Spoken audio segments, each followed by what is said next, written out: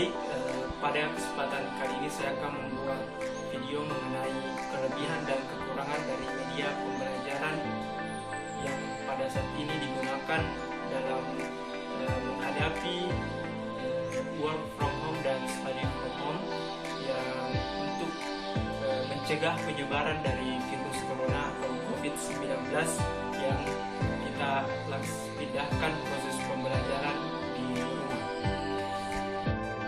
Baik, di sini saya akan review kelebihan dan kekurangan dari beberapa aplikasi, yaitu pada aplikasi sendiri, kemudian yang kedua Google Classroom, kemudian yang ketiga dari Zoom Live Meeting, kemudian yang keempat ada Hangout Meeting.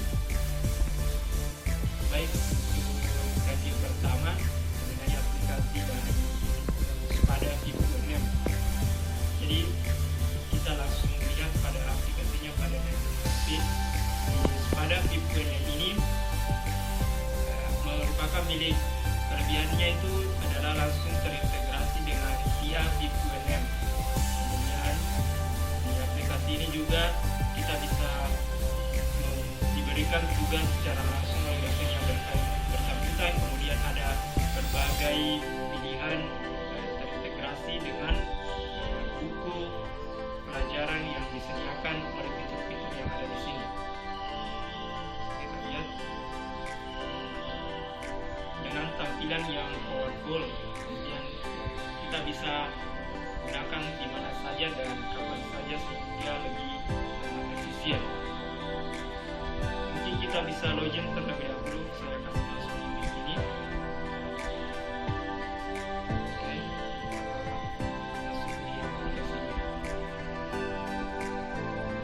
Kemudian di sini kita buka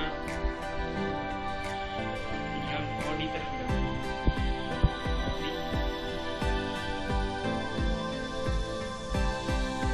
Prodi pendidikan sekolah. Nah, di sini ada berbagai pilihan kelas. Kita coba buka salah satu kelas di sini. Ini di mata kuliah teknologi pembelajaran. Di sini ada materi yang diberikan oleh dosen bersangkutan. Nah, kita coba pada fitur lainnya. Coba nah, di sini di bookmark masih belum optimal. Isinya belum ada. Jadi ini salah satu kekurangan yang ada karena fitur-fitur tersendiri belum terlalu lengkap. Kemudian untuk kualitas jaringan sendiri, sebenarnya jaringan kapan saya dari mana saya bisa diakses, namun memang karena ini adalah aplikasi milik UNM sendiri, jadi banyak mahasiswa-mahasiswa lain yang menggunakan, jadi otomatis menjadi lalot begitu. Kemudian kekurangannya itu tadi fitur-fiturnya yang belum berfungsi dengan baik dan tidak adanya aplikasi untuk media untuk bertatap muka. Jadi seperti penugasan tugas secara umum saja. Ya, di aplikasi kedua yang saya review di sini adalah Google Classroom. Di Google Classroom langsung saja kita masuk di aplikasinya. Nah, kita buka aplikasi Google Classroom. Di sini kita lihat banyak pilihan kelas yang sudah saya login di kelas. Kelebihannya kita bisa punya banyak kelas di sini dan banyak fitur-fitur yang bisa diberikan oleh dosen, termasuk bisa punya kalender jadwal pembelajaran, kemudian ada notifikasi. Jadi notifikasinya langsung terhubung dengan Gmail kita. Nah, di sini kita buka mata kuliah teknologi pembelajaran, ya. Dan kita coba buka di media yang saya di salah satu kelas di sini, pendidikan semua hidup. Kemudian mata kuliah ini. Nah, di sini salah satu bentuk interaksi dengan dosen dengan mahasiswa, jadi ada banyak komentar di sini. Kemudian kita juga bisa melihat anggota kelas yang ada di Google Classroom kita, kelas kita. Nah, di sini juga tersedia banyak aplikasi media sehingga kita bisa melakukan presentasi secara langsung. Nah, untuk kelebihan sendiri itu dari kualitas jaringan, karena Google Classroom ini bisa digunakan kapan saja di rumah saya, jadi ada notifikasi yang muncul, itu salah satu kelebihannya. Kemudian penggunaannya yang simpel. Kemudian ada pun kekurangannya hampir sama dengan pada VPN, karena di aplikasi Google Classroom ini tidak menyediakan video conference, sehingga kita tidak bisa bertatap muka dengan pendidik maupun peserta didik.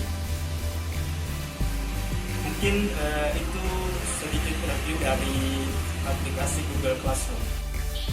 Di ketiga ini saya akan mereview aplikasi Zoom Cloud Meeting. Di Zoom, aplikasi Zoom ini agak berbeda dengan aplikasi sebelumnya sepada dengan Google Classroom. Di Zoom ini adalah aplikasi dengan video conference. Langsung saja kita ketahui kelebihan dan kekurangannya selama saya menggunakan aplikasi ini. Untuk kelebihannya sendiri dari kualitas media, karena aplikasi ini adalah video conference, jadi memungkinkan kita untuk langsung bertatap muka dengan peserta diskusi. Itu kemudian masih dari kualitas media, memudahkan penggunanya.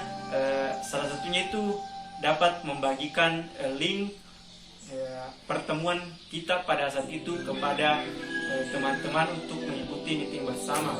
Kemudian tersedia fitur dan file sehingga kita bisa melakukan presentasi. Nah, file-file ini yang bisa dimasukkan seperti PPT, kemudian docs, video dan lain-lain sebagainya, sehingga pada saat melakukan presentasi itu akan lebih baik. Kemudian kita juga bisa men-silent peserta. Jadi kita sebagai yang presentasi di situ akan terdengar baik oleh audiens. Kemudian di sini juga keunggulan dari media ini punya schedule atau jadwal. Kemudian kapasitasnya yang lebih besar, yaitu bisa muat 40 orang dalam satu pertemuan, bahkan lebih 40 menit, dan kapasitasnya bisa 100 orang lebih. Kemudian kualitas videonya dan audio itu sangat baik, dan pembahasan yang kita lakukan di sini yaitu bisa direkam. Jadi segala pembahasan yang kita lakukan itu bisa direkam. Kemudian dari segi kualitas jaringan, berdasarkan pengalaman, aplikasi ini termasuk baik dalam dengan jaringan yang saya gunakan di daerah sini. Kemudian dari segi dampak ekonomi, ya karena aplikasinya adalah aplikasi video conference, sehingga otomatis banyak menguras data. Kemudian kekurangannya kalau kita akan login itu agak ribet, karena banyak pilihan-pilihan yang sekiranya sulit untuk digunakan. Fitur-fiturnya itu terlalu banyak, dan biasanya untuk kalau kita download itu dia pakai bahasa Inggris. Kemudian itu tadi boros kuota internet, karena videonya adalah video conference dan audionya juga dengan kualitas terbaik, jadi pasti kuota yang digunakan banyak. Pada aplikasi keempat ini yang disebut adalah aplikasi Google Hangout Meet, di mana Google Hangout ini adalah juga video conference. Nah, saya akan review mengenai kelebihan dan kekurangannya berdasarkan pengalaman saya menggunakan aplikasi ini kurang lebih sudah 5 kali 6 kali.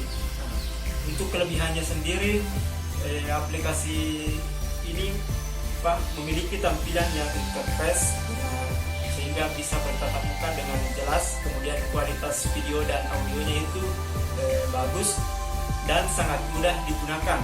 karena untuk akses itu kita hanya diberikan kode akses, kita masukkan. Sebelum itu kita terhubung dengan Google Gmail kita saja, dan kita sudah terhubung dengan meeting itu. Kemudian di aplikasi ini juga memungkinkan kita untuk melakukan presentasi. Nah, sembari itu disediakan juga fitur-fitur untuk seperti mensilentkan suara ataupun tampilan video, sehingga jika kita tidak ingin menampilkan muka kita itu bisa di silent seperti audionya itu juga. Kemudian kekurangan dari aplikasi ini penggunaan kuotanya lumayan tinggi, karena hampir sama dengan Zoom adalah aplikasi video dan audio, sehingga data yang digunakan itu otomatis juga akan tinggi. Kekurangan lain dari aplikasi Zoom ini karena untuk login itu harus menggunakan akun Gmail tertentu, yaitu hanya untuk Gmail saja karena berada di naungan Google. Ya, itulah tadi review dari aplikasi media pembelajaran yang digunakan untuk memenuhi salah satu tugas mata kuliah teknologi pendidikan. Besar harapan kita dapat memanfaatkan media pembelajaran ini dengan baik, terlepas dari aplikasi apa yang kita gunakan. Mudah-mudahan dengan adanya bantuan teknologi pembelajaran ini bisa membuat kita untuk tetap menjalankan peran kita untuk bekerja dan belajar dari rumah untuk menanggulangi penyebaran virus corona, dan mudah-mudahan juga virus ini cepat berlalu sehingga kita bisa melaksanakan proses pembelajaran di kampus sendiri. Karena berbeda jauh dengan kita bertatap muka melalui perantara media dengan bertatap muka secara langsung dengan interaktif dengan teman-teman dan dosen di kampus begitu. Ya, terima kasih atas perhatiannya. Terima kasih.